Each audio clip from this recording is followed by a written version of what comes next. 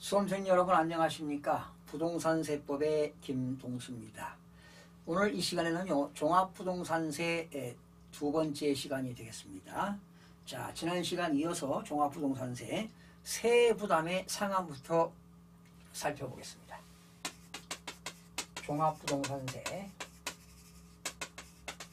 세부담의 상한입니다.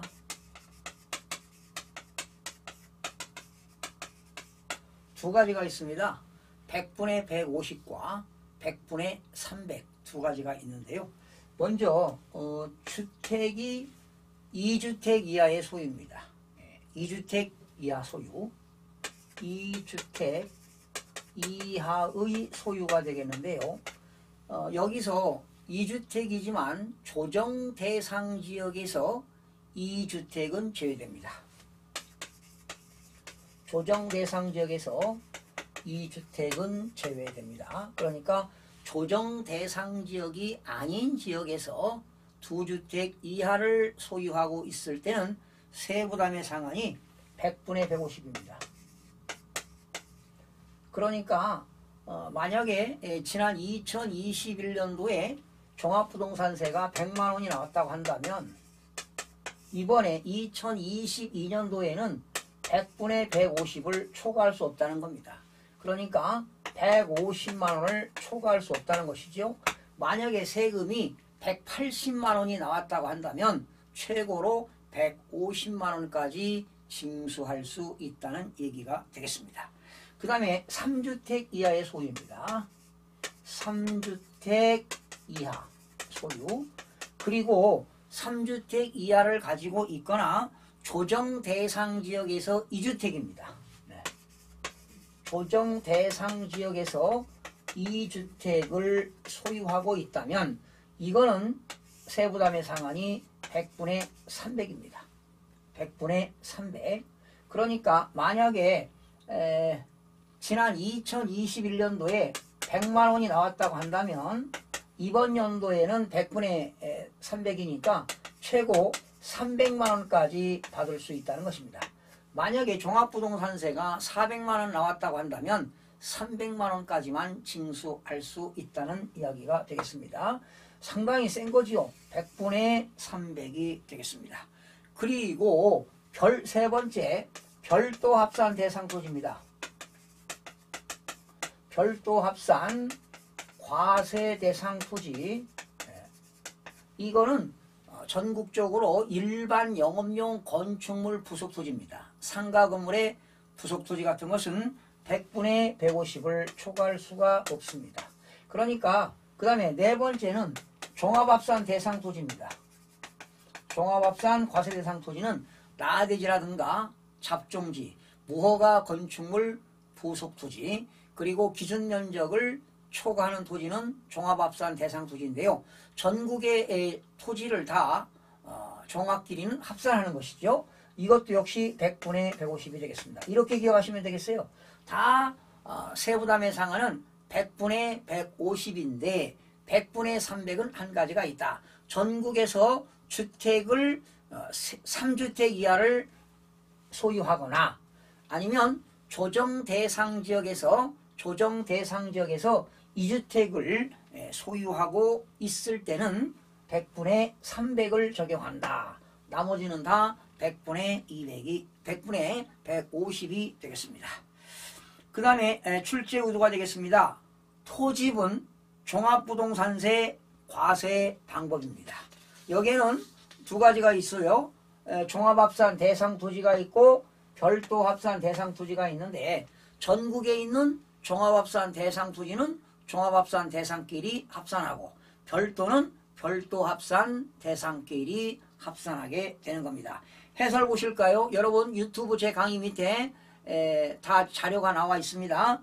토지에 대한 종합부동산세는 국내에 소지하는 토지에 대하여 지방세법 규정에 의한 종합합산 대상 토지와 별도 합산 과세 대상 토지로 구분하여 과세한다. 전국에 있는 상가 땅은 별도로 합산하고, 그리고 나대지라든가 잡종지, 무허가 건축물 부속 토지, 기준 면적을 초과하는 토지는 다 종합끼리 합산해서 종합부동산세를 세금을 계산합니다. 자, 그러면 토지분 종합부동산세 납세 의무자를 살펴보겠습니다. 토지분 종합부동산세 납세 의무자입니다. 토지분 종합부동산세 납세 의무자는 어떻게 되느냐? 종합합산 대상 토지는요. 종합합산 대상 토지는 전국의 종합합산 대상 토지를 다 합쳐서 공시가격이 5억 원을 초과한답니다. 5억 원 초과. 기억하세요. 숫자 5억 원 초과가 되겠고요. 그리고 별도 합산 과세 대상 토지는 전국의 별도끼리 다 합산해서 공시가격이 80억 원 초과입니다. 공시가격이 80억 원을 초과하는 자는 납세 의무자가 있습니다. 그 해설 보실까요? 종합합산 대상 토지의 경우에는 국내에 소지하는 해당 과세 대상 토지의 공시가격을 합한 금액이 5억 원을 초과하는 자가 납세 의무자가 되겠고요. 별도 합산 대상 토지는 전국의 별도 합산 대상 토지를 합쳐서 공시가격이 80억 원을 초과하는 자는 납세 의무자가 되겠습니다. 자, 그러면 종합합산 대상 토지에 대한 과세 표준은 어떻게 구하느냐? 그리고 별도 합산 대상 토지의 과세 표준은 어떻게 구하느냐? 종합합산 대상 토지의 과세 표준은 공시가격을 합한 금액에서요. 공시가격을 합한 금액에서 공시가격을 합한 금액에서 5억 원을 공제합니다. 5억 원 공제. 네. 공시가격을 합한 금액에서 5억 원을 공제한 금액에다가 여기다가 뭘 곱하느냐? 공정시장 가액 비율을 곱합니다. 이 공정시장 가액 비율이 지난 2021년도에는 95%, 지난 2020년도에는 90%를 적용했는데 올해부터는 100%를 적용합니다. 네, 100%. 네. 그러니까 종합합산 대상 토지의 과세 표준은 공시가격을 합한 금액에서 5억 원을 공제한 금액에다가 공정시장가액 비율 100%니까 결과적으로 그냥 1이죠. 만약에 공시가격이 8억이다. 그러면 5억을 빼니까 3억 원이 과세 표준이 되겠습니다. 그 다음에 별도 합산 대상 토지는요. 전국에 있는 상가 건물의 부속 토지입니다. 다 공시가격을 전국에 있는 합한 금액에서 80억 원을 공제합니다. 80억 원. 80억 원. 그러니까 별도 합산 대상 토지는 80억 원이 초과한 사람이니까 80억 원 뺀 금액에다가 역시 공정시장가액 비율 100%를 곱하면 과세 표준이 나옵니다. 거기 출제 의도가 나왔죠. 종합합산 대상 토지인 토지에 대한 종합부동산세 과세 표준은 해가지고 공시가격을 합한 금액에서 5억 원을 공제한 금액에다가 공정시장가액 비율 100%를 곱하면 됩니다. 그리고 별도 합산 대상 토지에 대한 과세 표준은 전국의 공시가격을 합한 금액에서 80억 원을 공제한 금액에다가 공정시장가액 비율 100%를 곱한 금액으로 한다. 여러분 지문에 나와 있으니까 한 번씩 읽어보시고 5억과 80억을 기억하시면 되겠습니다. 그 다음에 출제 의도입니다. 종합합산 대상인 토지에 대한 종합부동산세 세율 및 세액은 어떻게 되느냐라는 겁니다. 자, 그러면 종합합산 대상 토지에 대한 세율입니다. 이 세율 두 가지 다 3단계 초과 누진세율을 적용합니다. 3단계. 3단계 초과 누진세율을 적용하는데요. 그냥 그 정도만 기억하시면 되고 종합합산 대상 토지는 세율이 세 가지입니다. 1000분의 10, 1000분의 20, 1000분의 30. 그러면 1%, 2%, 1에서 3%가 된다. 다시요. 종합부동산세, 종합합산 대상 토지에 대한 세율은 3단계 초과 누진세율을 적용하는데 1단계는 1000분의 10, 2단계는 1000분의 20, 3단계는 1000분의 30인데 과표 금액에 따라서 달라집니다. 여러분 유인물 보시기 바랍니다. 텍스트를 보시면 되는데 과세 표준이 15억 원 이하일 때는 1000분의 10입니다. 그러면 2단계는 15억 원 초과 45억 원 이하일 때는 1단계에서 계산된 1,500만 원 플러스 15억 원 초과 금액에 대해서는 1000분의 20을 적용합니다. 3단계는 2단계에서 나오는 금액 7,500만 원이죠. 45억 원 초과 금액에 대해서는 7,500만 원 플러스 45억 원 초과 금액에 대해서는 1000분의 30을 적용한다. 그래서 이 숫자는 암기하지 마시고 3단계 초과 누진세율 적용하는데 1000분의 10, 1000분의 20, 1000분의 30 정도 알아두시면 되겠습니다. 그 다음에 2항을 보시게 되면 이런 게 나오죠.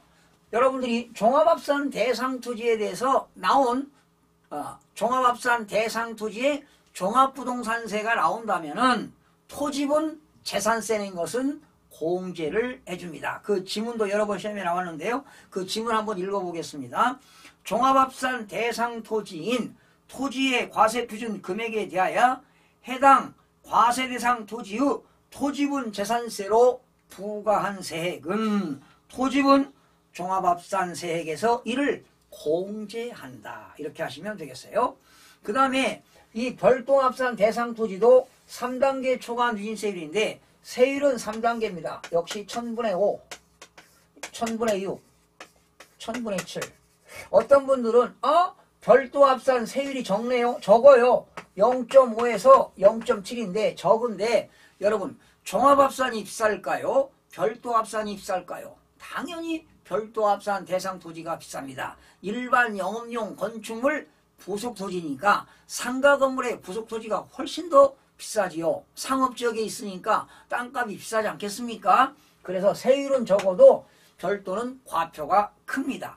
과표가요 200억 이하일 때 200억 이하일 때는 1000분의 5를 적용합니다.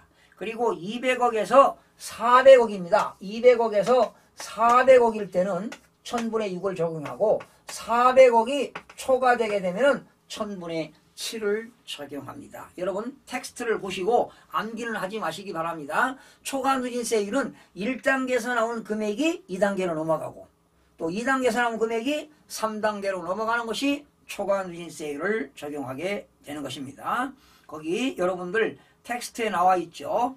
그리고 2항 보니까 역시 별도합산 대상 토지에 대해서 낸 종합부동산세에서 토지분 재산세, 별도합산 대상 토지의 토지분 재산세를 공제해준다는 것. 지문 한번 읽어보겠습니다.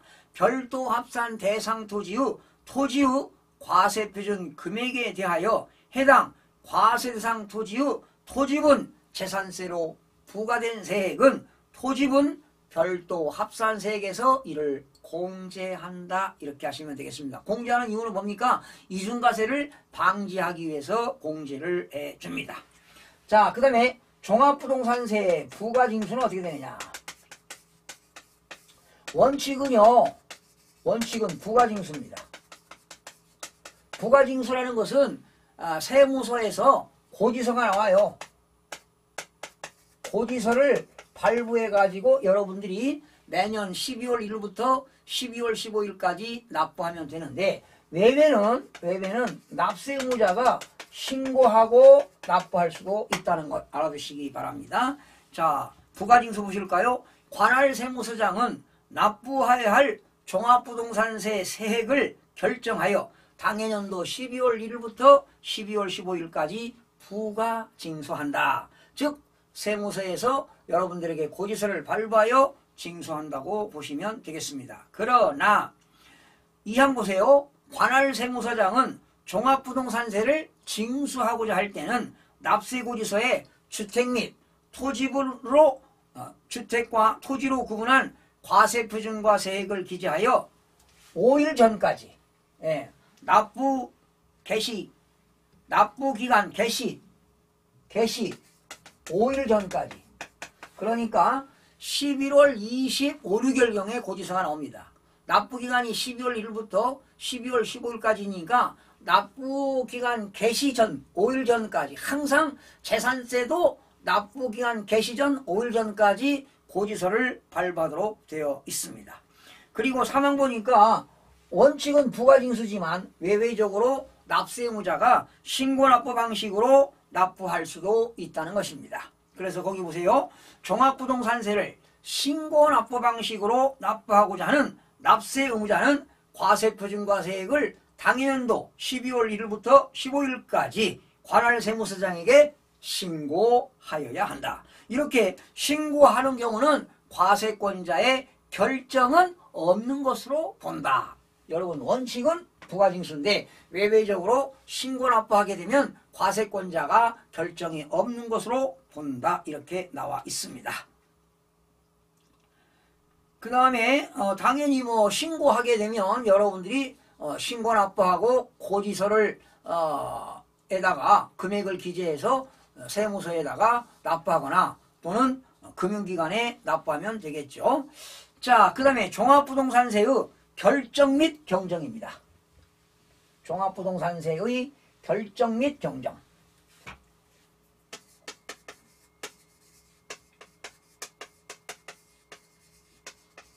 자, 종합부동산세의 결정과 경정은 어떻게 되느냐라는 겁니다. 원칙은 부가징수라고 그랬죠. 과세관청이 여러분들에게 부가징수했는데 그 부가징수한 내용에 과세 대상이 누락되거나 누락 또는 위법 또는 착오로 인하여 과세관청이 착오로 인해서 부가징수할 필요가 있다면 뭡니까? 다시 부가징수하겠다는 거예요. 네. 다시 부과하겠다. 원칙은 부가징수 아니겠습니까? 과세관청이 부가징수했는데 과세관청이 누락되거나 위법, 착오 등으로 인하여 다시 부과해서 결정할 수도 있다는 내용이 되겠습니다. 아니면 여러분들이 신고납부를 했습니다.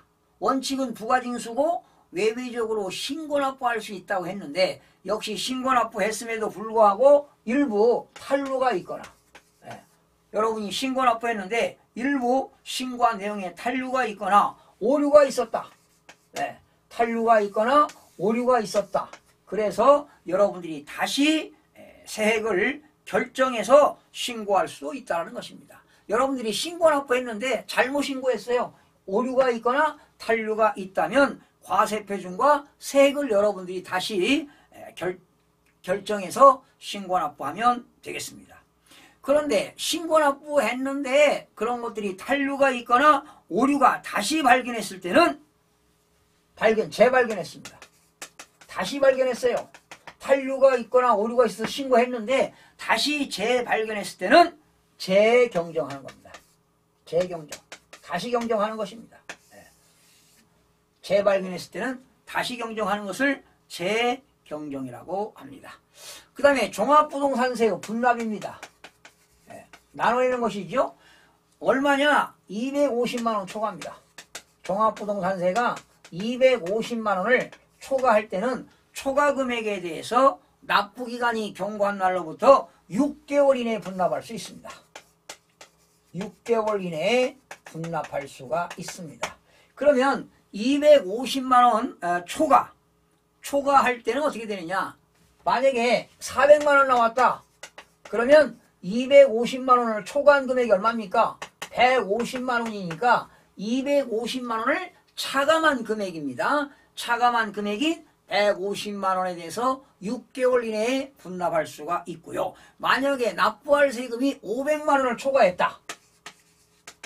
500만원을 초과 시에는 초과금액에 대해서 그러니까 500만원을 초과할 때는 초과금액이 아니라 500만원을 초과할 때는 반절입니다. 100분의 50 이하의 금액이 분납이 가능합니다. 만약에 500만원 초과했다. 600만원 나왔다. 그러면 어떻게 될까요? 100분의 50이니까 300만원은 납부기간에 내고 300만원은 6개월 이내에 분납하면 됩니다. 다시요. 250만원을 초과할 때는 250만원을 차감한 금액에 대해서 분납할 수 있고요. 500만원을 초과할 때는 100분의 50 이하인 금액을 6개월 이내에 분납할 수가 있습니다. 그러면 이렇게 분납을 하고자 하는 사람은 분납 신청해야 됩니다. 분납을 신청해야 되는데 거기 출제구도 나왔죠. 종합부동산세 분할납부의 신청은 어떻게 되느냐? 납부기한 이내입니다. 납부기한은 12월 1일부터 12월 15일까지니까 납부기한 이내에 관할세무서장한테 신청서, 분납 신청서를 작성해서 제출하면 분납이 가능합니다. 마지막으로 종합부동산세를 납부할 때 추가로 있는 부가세입니다. 부가세라고 하는 건 독립된 조세에 추가로 세금이 붙는 것이 부가세인데 종합부동산세를 납부할 때는 종합부동산세 납부세액에 산출세액에 농어촌 특별세 20%가 붙습니다. 다시요. 종합부동산세를 납부할 때는 농어촌 특별세 20%가 부과됩니다. 마지막입니다. 종합부동산세 부가세는 종합부동산세 납부세액의 100분의 20에 해당하는 농어촌 특별세가 부가세로 부과된다. 예, 종합부동산세를 납부할 때는 농어촌 특별세 20%가 부과된다는 것 알아두시면 되겠습니다. 자, 이렇게 해서 오늘 이 시간까지 종합부동산세는 1강과 2강으로 해서 마무리를 하겠습니다. 여러분들이 이 정도만 아시면 충분히 종합부동산세 출제 문제가 풀립니다. 술술 풀리니까 여러분들이 반복해서 학습하시면 되겠고요. 다음 시간부터는 양도소득세입니다. 자, 부동산세법 시험 문제 중에 가장 많이 나오는 것이 양도소득세가 되겠는데 양도소득세 기초부터 중급, 고급까지 완벽하게 이론 강의를 해드리고요. 양도소득세가 끝나면 다시 조세 총론으로 와서 시험에 잘 나오는 기출제 문제와 기출제 문제를 분석해서 기초부터 고급까지 다양한 문제를 매일매일 학습하는 시간을 갖도록 하겠습니다. 여러분, 부동산세법은 제 강의만 들으시면 완전하게 퍼펙트하게 여러분들이 마무리할 수 있으니까요. 걱정 놓으시고 편안한 마음으로 반복해서 짧은 시간이기 때문에 여러분들이 학습하시면 많은 도움이 되실 것입니다. 완벽합니다. 자, 여러분 다음 시간에 찾아뵙겠습니다.